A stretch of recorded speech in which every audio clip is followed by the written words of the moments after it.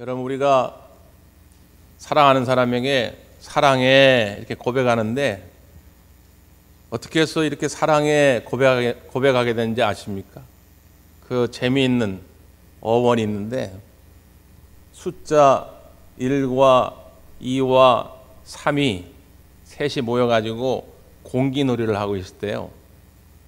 그때 숫자 5가 찾아옵니다. 야, 나도 좀 껴줘라. 그랬더니 1과 2과 3이 야, 우리도 많아. 넌 딴 데 가 놀아. 그런 거죠. 근데 마침 그때 저기서 4가 다가옵니다. 그때 5에게 하는 말이에요. 야, 너는 그러면 사랑해. 그랬다는 거예요. 이해를 못 하시네요. 숫자랑 친숙해야 이게 이해가 됩니다. 사랑해. 그래서 사랑해 하게 됐다는 거예요. 여러분, 미국 속담에 그런 말이 있어요. 우리에게 가장 어려운 수학이 무엇인지 아는가? 여러분, 숫자가 참 어렵죠. 근데 그 어려운 수학 가운데도 가장 어려운 수학이 뭔지 아십니까? 그것은 감사의 개수를 세는 것이다. 그런 격언이 있어요.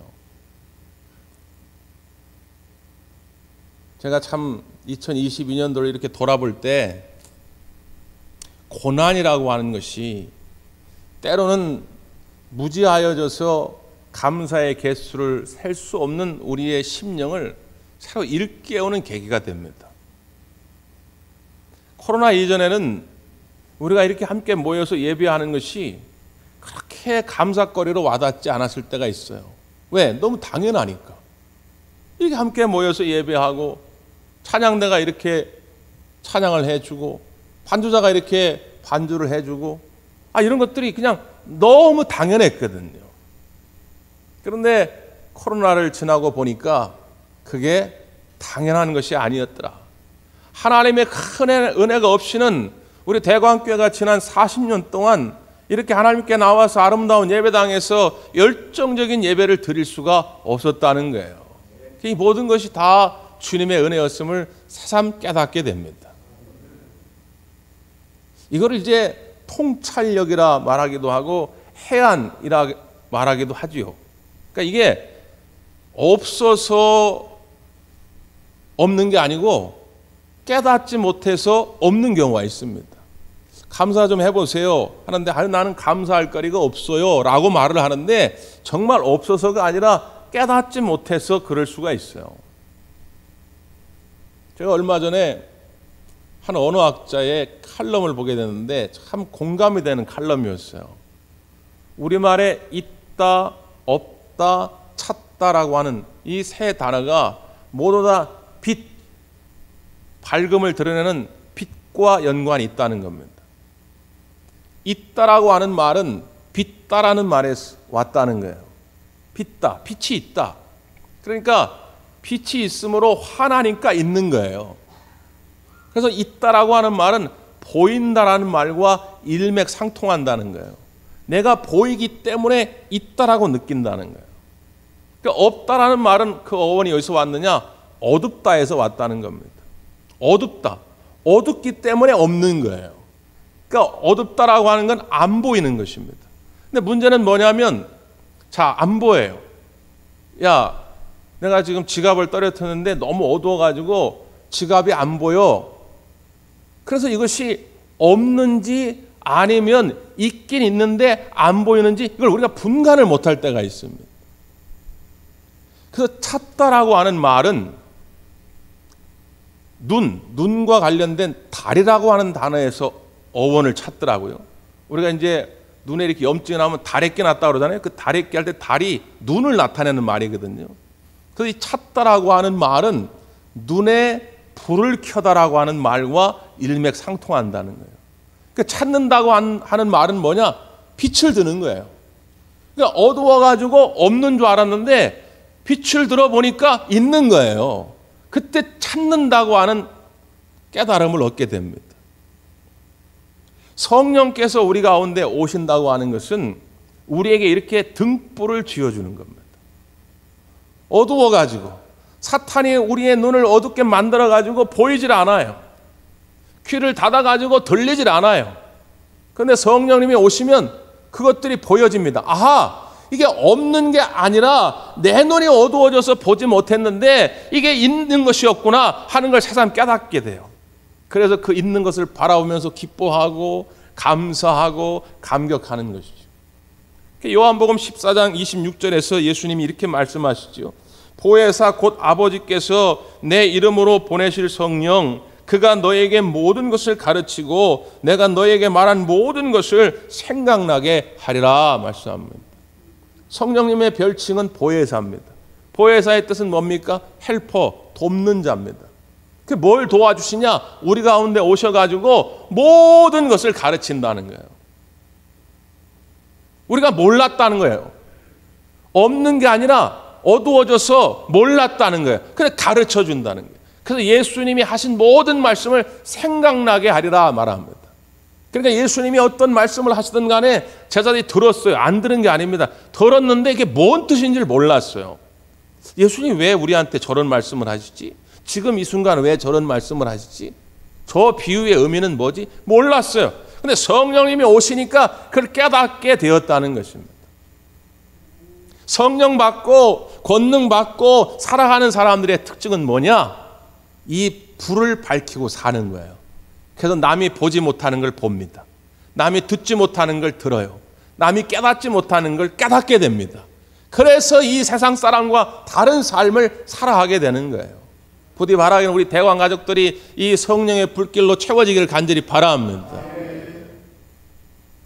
오늘 본문의 말씀 가운데도 그 성령의 권능으로 말미암아가지고 남들이 듣지 못하는 걸 듣고 남들이 보지 못하는 걸 보았던 한 사람의 이야기입니다. 사도 바울이죠. 바울이 예루살렘에서 복음을 전하다가 체포가 돼요. 그래서 이제 로마로 호송이 됩니다. 백부장이 이끌고 가는데 배를 타고 갑니다. 그 배 안에 276명의 사람들이 타고 있어요.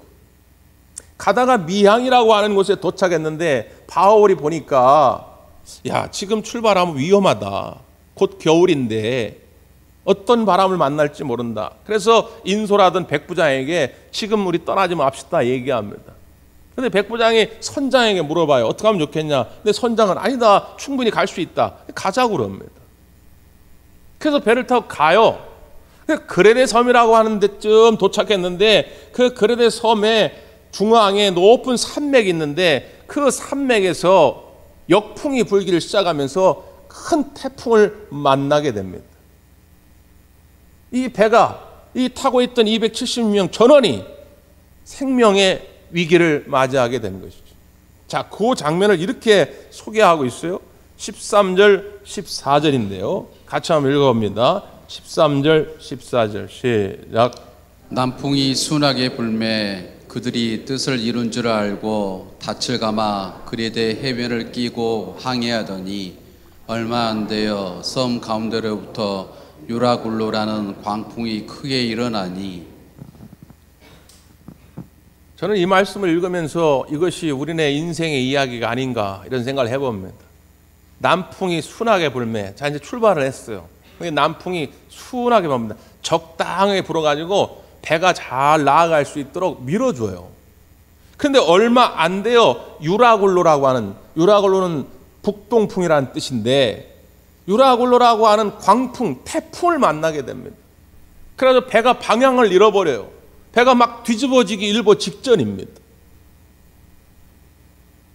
우리의 인생이 이렇지요.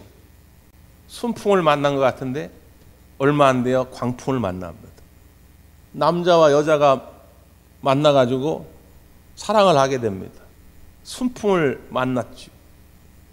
서로 결혼을 하고 천국 가정을 이루고 검은 머리 파뿌리 될 때까지 늘 알콩달콩 살 것 같은데 아니 이 순풍이 불자마자 얼마 안 돼요. 광풍이 불어오기 시작합니다. 전혀 내가 생각하지 않았던 가정의 일들이 막 벌어지지요. 당황스럽죠. 사업가가 투자를 합니다. 순풍이 불 것 같거든요. 실제 그래요. 처음에 했는데 말이지 첫 달에 매출이 엄청 많이 나오는 거예요. 이야, 이거 내가 잘 투자했구나. 그래서 그냥 늘 그렇게 순풍을 따라갈 줄 알았는데 얼마 안 돼요. 광풍을 만나는 거예요. 코로나가 올 줄 누가 알았겠습니까? IMF가 찾아올 줄 누가 알았겠습니까? 내가 전혀 기대하지 않았던 일들이 찾아오게 될 때 낙심하게 되고 두려움에 휩싸이게 되죠. 이게 나만 그런 게 아닙니다. 저 사람은 참 늘 순풍만 달고 사는 것 같다. 여러분, 그런 인생은 아무도 없어요. 모두에게 다 이런 광풍이 찾아옵니다. 문제는 뭐냐? 그때에 신앙인들은 어떻게 할 거냐? 그때에 성령 받고 권능 받은 사람들은 어떠한 삶을 살아가느냐? 그 차이인 거예요. 오늘 사도 바울은 말이죠, 그 광풍 앞에서 당당하게 선언하는 것입니다. 자, 뭐라고 하는지 보실까요? 22절입니다. 22절 시작. 내가 너희를 권하노니 이제는 안심하라. 너희 중 아무도 생명에는 아무런 손상이 없겠고 오직 배뿐이니라. 지금 배가 광풍을 만나가지고 배가 막 흔들립니다. 어떻게든지 살아보려고 배 안에 있는 모든 기구와 장비들을 내어 던집니다. 생명과도 같은 거죠. 그 기구와 장비가 없으면 먼 길을 항해할 수가 없어요. 근데 어쨌든 배의 무게를 줄여보고자 던집니다. 그래도 안 되니까 나중에는 식량까지 다 버립니다. 그럼에도 불구하고 이 광풍이 그칠 생각을 안 해요. 그래서 그 사람들은 스스로 말하기를 이제 우리에게는 구원의 여망이 없어졌다. 살아날 확률이 1%도 안 된다는 거예요. 그런데 그 순간 바울이 딱 등장해가지고 이제는 안심하라. 너희 중 아무도 생명에는 아무런 손상이 없겠고 오직 배뿐이라. 276명 단 한 사람도 그 생명에는 해가 없을 것이다. 참, 이게 성령 받은 사람들의 배짱이거든요. 권능 안에 사는 사람들의 담대함입니다. 살아가는 우리 대광교회 성도들이 이 배짱, 이 담대함으로 살아가기를 간절히 바랍니다. 그럼 어떻게 이렇게 살아갈 수가 있습니까? 자, 그 다음 말씀을 보세요. 23절, 24절 시작. 내가 속한 바 곧 내가 섬기는 하나님의 사자가 어젯밤에 내 곁에 서서 말하되 바울아 두려워하지 말라. 내가 각사 앞에 서야겠고 또 하나님께서 너와 함께 항해하는 자를 다 내게 주셨다 하였으니. 바울은 하나님과 긴밀하게 소통하던 자였다는 거죠. 하나님의 음성에 민감하게 반응하던 사람이었다는 거예요. 첫날 밤에 하나님의 사자가 나타나가지고 두려워하지 말라. 네가 저 로마 황제 앞에 반드시 서야 하느니라. 그 왜냐? 하나님이 주신 사명이 있기 때문에 로마의 황제 앞에서 복음을 전해야 하기 때문에 네가 반드시 살 것이다. 더불어 너를 살려야 하기 때문에 이 배 안에 있는 270명 전원을 내가 책임지고 살려낼 것이다. 이게 하나님의 음성이에요. 이게 복의 통로로 살아가는 사람들의 특혜입니다. 나를 살려야 하기 때문에 나와 한 배를 타고 있는 가족을 살리는 거예요. 하나님이 나를 복 주셔야 하기 때문에 나와 한 배를 타고 있는 내 직장의 동료들을 살리는 거예요. 나를 살려야 하기 때문에 이 대광교에 있는 믿음의 식구들을 살려내는 거예요. 여러분이 그런 인생 되기를 바랍니다. 여러분, 우리가 신앙생활 하다가 왜 자꾸 하나님의 음성이 잘 안 들릴까요? 그건 뭐냐면 내 안에 나로 너무 가득 차 있어요. 나로 너무 가득 차 있기 때문에 나의 소리만 들립니다. 큰 여러 가지 이유가 있죠. 내가 그동안 쌓아온 경험들이 있을 테고 또 내 주변의 친구들, 식구들이 나한테 막 퍼부어 놓은 얘기들도 있을 거고 그런 것들 어느 순간에 하나의 이렇게 틀이 되어져 가지고 가만히 있으면 내 속에서 내가 하는 얘기만 들리는 거예요. 그러면 이런 순간 인간의 인생의 풍파가 불 때 해답이 없습니다. 성령께서 우리 가운데 충만히 임한다는 건 뭐냐? 그 내 소리를 죽이는 거예요. 내 안에서 막 내 소리가 퍼져나올 때 오히려 우리는 성령의 소리에 귀를 기울이는 겁니다. 어저께 국민일보 미션판에 보니까 풍진 주식회사 대표이신 김종복 장로님 그 간증이 실렸더라고요. 이분이 충북 청원 출신인데 집이 너무 가난해가지고 초등학교를 졸업하고 공부할 여유가 없으니까 14살에 서울에 와가지고 저 영등포에 도장회사, 이 페인트 도색 도장하는 회사에 취직을 합니다. 14살 먹던 애. 우리 어르신들은 다 옛날 그랬죠, 사실. 그렇게 열심히 일을 했는데 몇 년 있다가 이 회사가 어려워져가지고 문을 닫아요. 그래서 갈 데가 없어가지고 자기가 스스로 회사를 하나 창업합니다. 그때 나이가 20대 초반이에요. 23, 4 요때입니다. 그때 1981년도인데 그때만 해도 집안채값 한 500만 원 할 때인데 자연농원, 지금 이제 에버랜드죠. 옛날 자연농원에서 그 도색 공사를 수주를 맡았는데 돈이 없어가지고 집안채값 되는 500만 원을 대출을 받습니다. 근데 이 계약이 잘못된 거예요. 대출은 받았는데 원금은 갚지도 못하고 매달 이자만 불어납니다. 나중에 감당할 길이 없는 거예요. 20대 중반의 나이에, 그 어린 나이에 감당하기는 너무 벅찬 거죠. 그래서 어떻게 할까 하다가 보니까 얼마 전에 생명보험을 하나 들었는데 사고로 죽게 되면 사망 시에 보험금이 2천만 원이 나온다는 거예요. 그때 당시 2천만 원이면 어마어마한 돈인데, 아하, 이거구나. 나는 여기까지다. 내가 사고로 죽게 되면 2천만 원 나오면 이거 가지고 회사비 갚고 이거 우리 부모님 가족들 드리면 되겠구나. 그래가지고 철저하게 애행 연습을 합니다. 산을 하나 정해가지고 이번 돌아오는 일요일에 등산 가가지고 거기서 발을 헛디뎌가지고 내가 죽으면 사고로 죽은 게 되겠지 하고 직접 산에 가가지고 답사까지 해요. 그리고 일요일 날 오기만을 기다립니다. 그런데 그 일주일이 너무 길게 느껴지더라는 거예요. 하루가 100년처럼 느껴지는 거예요. 죽을 날이 다가오니까. 그래서 금요일쯤 되었는데 어떻게 견딜 수가 없어가지고 그 주변에 있던 교회 철야 예배를 나갑니다. 그게 옛날 여의도 순복음교회예요. 그리고 조용기 목사님이 설교를 듣게 된 것이죠.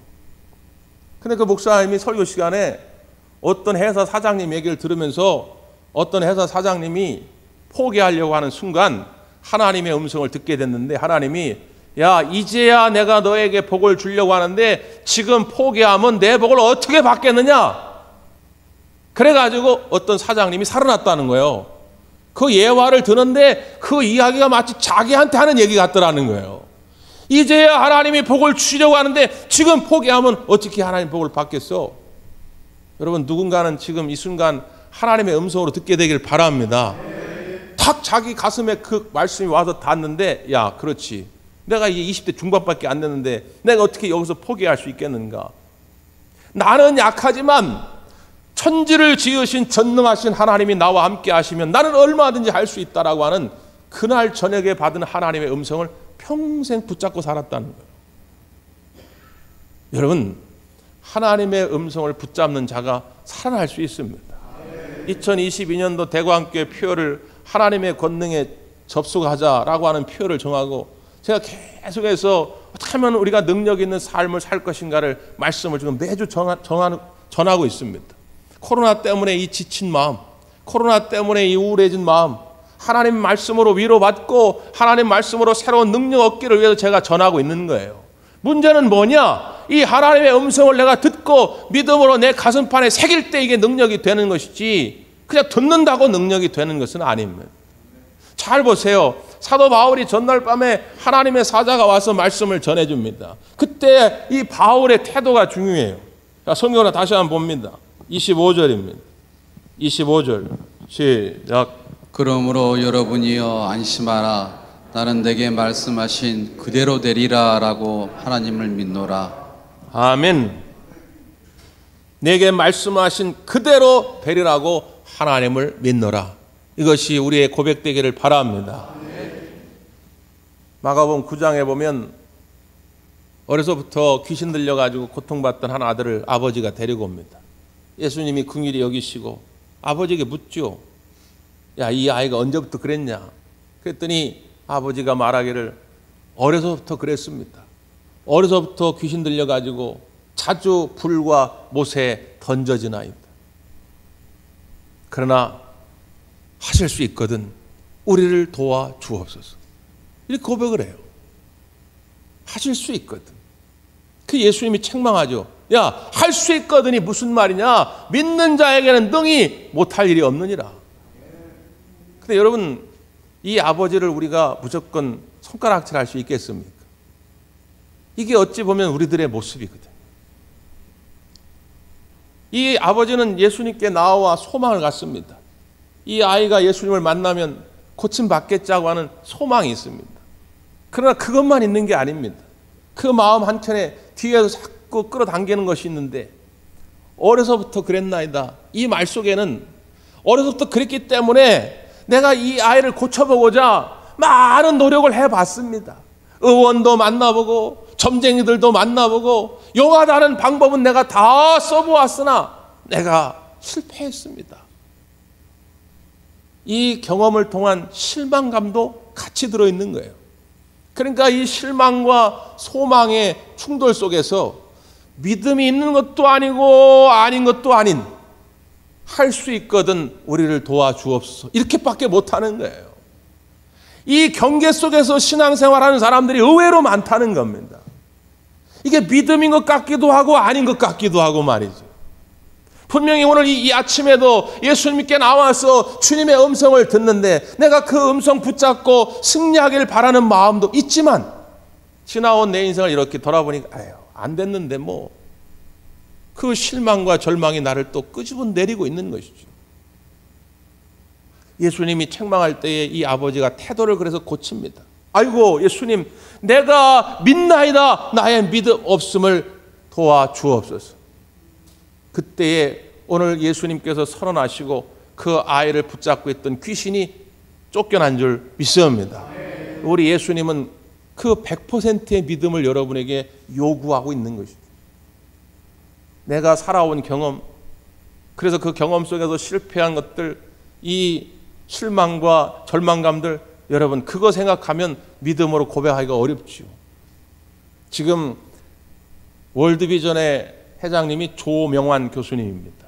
우리 교회도 월드비전을 돕고 있고, 지난번에 와가지고 제가 이렇게 보고서를 1년에 한 번씩 봤는데 우리 성도님 가운데도 지금도 월드비전 후원하는 분들이 꽤 계시더라고요. 참 감사한 일입니다. 그 조명환 회장님이 학창시절에 공부를 별로 못했대요. 굉장히 열등의식을 가지고 살았어요.